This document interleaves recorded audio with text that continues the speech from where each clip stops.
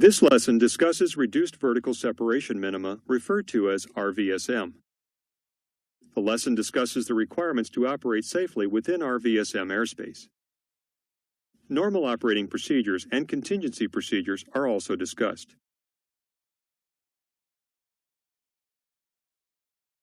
Historically, the standard vertical separation between aircraft was 1,000 feet from the surface to flight level 290, 2,000 feet from flight level 290 to flight level 410, and 4,000 feet above this. This separation was required because the accuracy of pressure altimeters decreases with altitude. This separation decreases airspace capacity and presents a problem in terms of operational flexibility and airspace efficiency. Modern altimeters and autopilot systems provide more accurate altitude control, which has allowed for the adoption of reduced vertical separation minima, or Rvsm. Rvsm is used to describe the reduction in the standard vertical separation from 2,000 feet to 1,000 feet when operating between flight level 290 and flight level 410. Rvsm was first developed for aircraft flying over the North Atlantic Ocean. Since then, Rvsm has been implemented in all airspace over North and South America, the Atlantic and Pacific Ocean, all of Europe, North Africa, Australia, and Southeast Asia. To operate safely within Rvsm airspace, an aircraft must be able to accurately maintain an altitude and provide alerts for any altitude deviations. To satisfy these requirements, certain equipment must be installed and operational.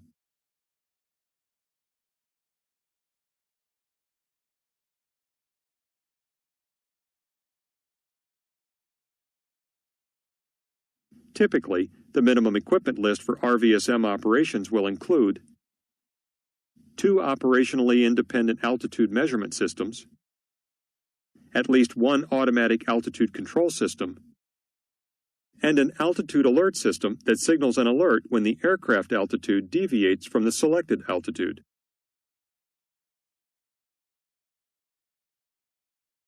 During pre-flight, the crew must pay special attention to any condition that may adversely affect the aircraft's ability to operate within Rvsm airspace.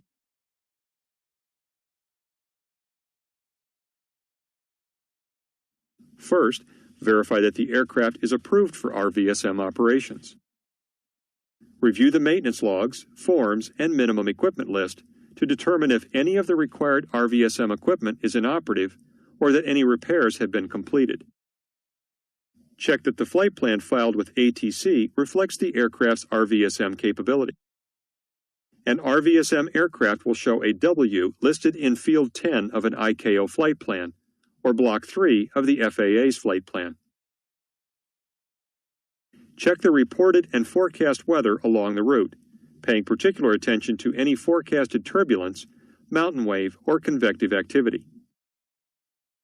During the external walk-around, inspect Rvsm critical areas, such as static ports, for damage that could affect the accuracy of the aircraft's altimetry system.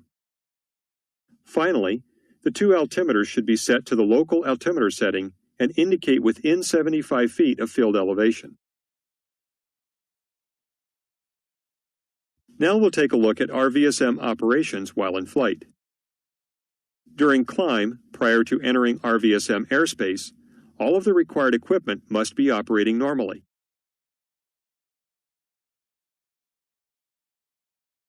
If any equipment is not operating normally, the crew should request a new clearance to avoid the Rvsm airspace. Rvsm 1532, negative Rvsm, request flight level 280. During flight, if the controller has any question on the aircraft's status, they will ask, Rvsm 1532, confirm Rvsm approved. Rvsm 1532, affirm Rvsm. After reaching Rvsm airspace, special care should be given to the aircraft's altitude control. First, when changing altitudes, be sure to not overshoot or undershoot an assigned altitude by more than 150 feet. The autopilot should always be connected during flight in Rvsm airspace. To monitor the operational status of the altimeters, they should be cross-checked at level off and approximately every hour to ensure they are within tolerances. If any of the required equipment fails in RVSM airspace, air traffic control should be contacted to coordinate a plan of action. During post-flight, any problems that occurred should be written up for maintenance personnel. These reports must include any malfunction or failure of a required equipment component, and any altimeter readings that exceed tolerances. In the maintenance write-up, be sure to include sufficient detail to enable maintenance personnel to troubleshoot and repair the affected system.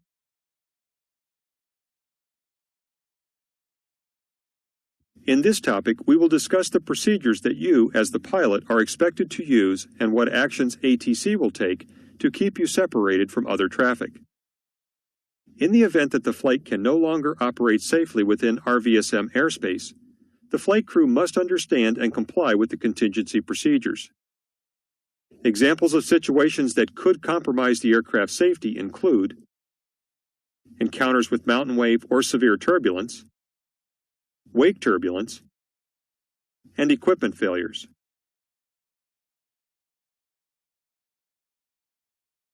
We'll begin by discussing the atmospheric conditions which can result in insufficient separation of aircraft at higher altitudes. Encounters with severe turbulence cause large, abrupt changes in altitude, attitude, and airspeed, even to the point where the aircraft may be temporarily out of control. In many cases, severe turbulence may be associated with mountain wave activity. This activity generally occurs as a result of strong winds blowing perpendicular to mountain ranges. Although significant wave activity occurs below the floor of RVSM airspace, it can also extend well above flight level 290. During light to moderate mountain wave encounters, airspeed and altitude can be controlled with power adjustments. However, severe mountain wave encounters may not allow the altitude to be maintained. When mountain wave causes deviations greater than 200 feet or severe turbulence is encountered, ATC should be contacted. Denver Center, Rvsm 1532, unable RVSM due to mountain wave. The controller will then provide a vector to avoid any merging traffic at the adjacent flight levels. Rvsm 1532, turn right heading 290 degrees, traffic 12 o'clock, opposite direction, eastbound, 757,000 feet above you. In addition to the vector, ATC will provide a clearance to change flight levels or a reroute if required, and issue a PIREP to other aircraft.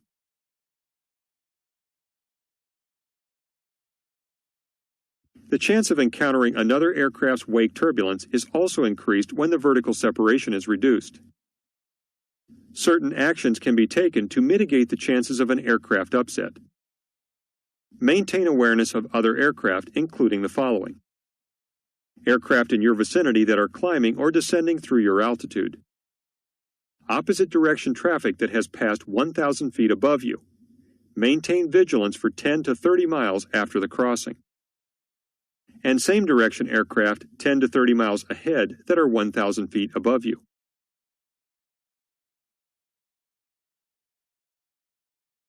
If wake turbulence is encountered, the pilot should contact ATC and request a vector, flight level change, or a lateral offset.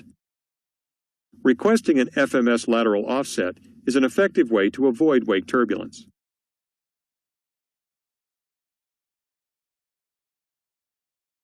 As discussed earlier, ATC should be notified of any failure of the required RVSM equipment.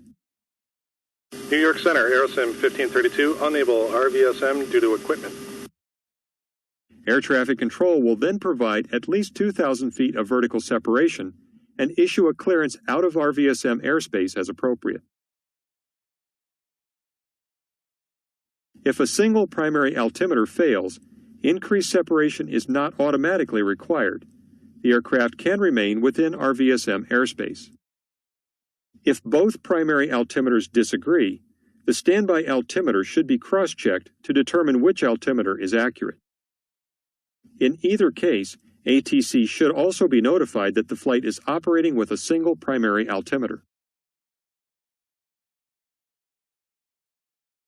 If control of an inoperative system is regained, RVSM flight can be resumed. Rvsm 1532, ready to resume RVSM. ATC may request aircraft status.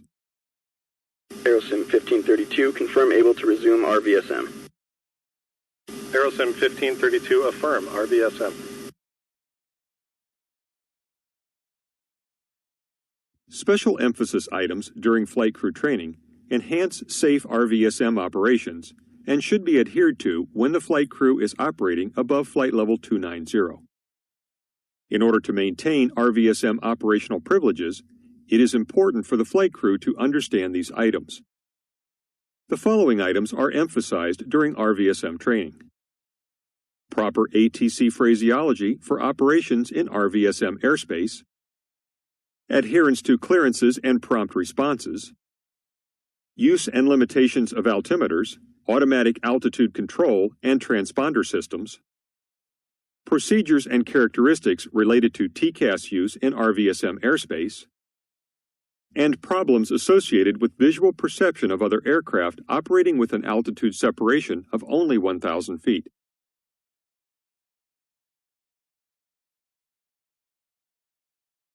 Because of the close proximity of aircraft above flight level 290, it is very important for flight crew members to cross-check each other and to ensure that ATC clearances are promptly and correctly complied with. For communications with ATC, the following table describes standard phraseology during RVSM operations. It is important for pilots to report a lack of RVSM approval along with supplementary information during initial call-up and during any transmission related to a flight level change or clearance. For example, Center Rvsm 1532, flight level 310, negative RVSM, certification flight in progress. if equipped for flight in RVSM airspace and a failure occurs after entry, report any affected system to ATC as soon as possible. Unable RVSM due to altitude alert malfunction. If the aircraft regains the capability to resume operations in RVSM airspace, notify ATC as soon as possible.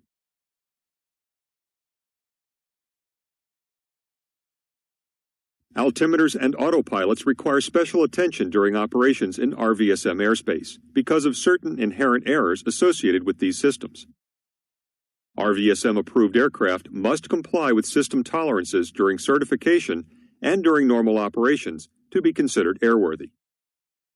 Altimetry systems and transponders may have the following errors: altimetry system error, assigned altitude deviation, avionics error, static source error, and total vertical error.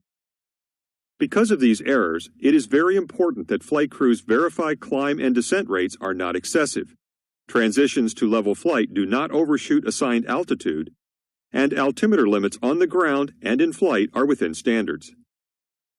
On the ground, altimeters must display values within 75 feet of airport elevation. During flight, altimeters must be within 200 feet of one another in order to meet RVSM requirements. Loss of both primary altimeters during flight leads the flight crew to use the standby altimeter. Consider the following during use of only the standby altimeter: time limits on power available to the electronic altimeter display if aircraft is using battery power only, availability of pitot-static heat to the probes associated with the standby altimeter if operating on less than normal electrical power during icing conditions, use of static source correction cards for the standby altimeter system if available, and loss of altitude alerting system when using only the standby altimeter.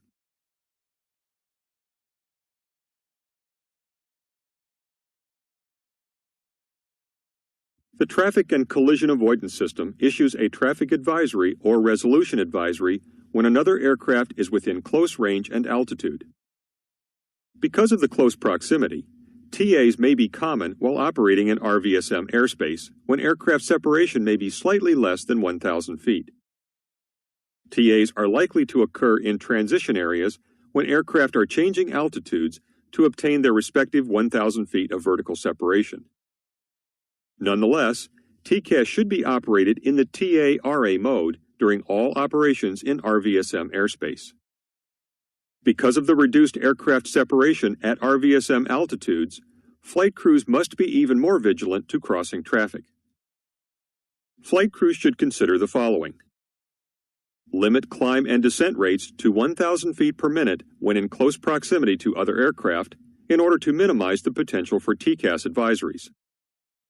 Flight in turbulence can induce aircraft motion that the TCAS interprets as either a climb or descent, in effect causing a TA or RA. When an RA is issued, follow the advisory in accordance with approved procedures. Some TA or RA events may remain displayed for a few minutes, depending on the circumstances if the closure rate is very slow. And report to ATC as soon as practical any TA or RA event that has occurred.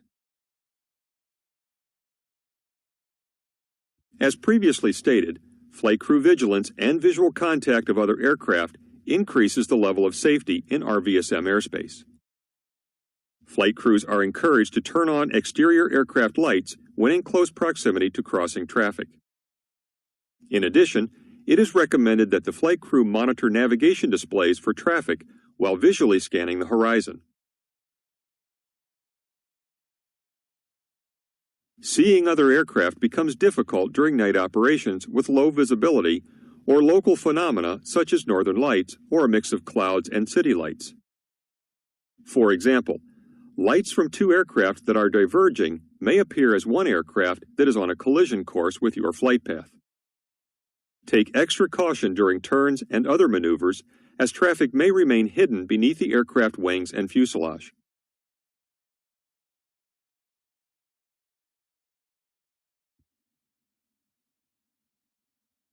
That is incorrect.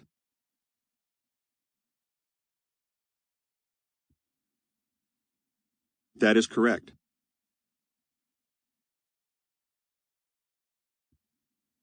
That is incorrect.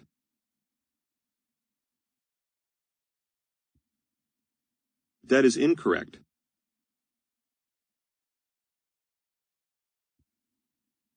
That is incorrect. That is incorrect.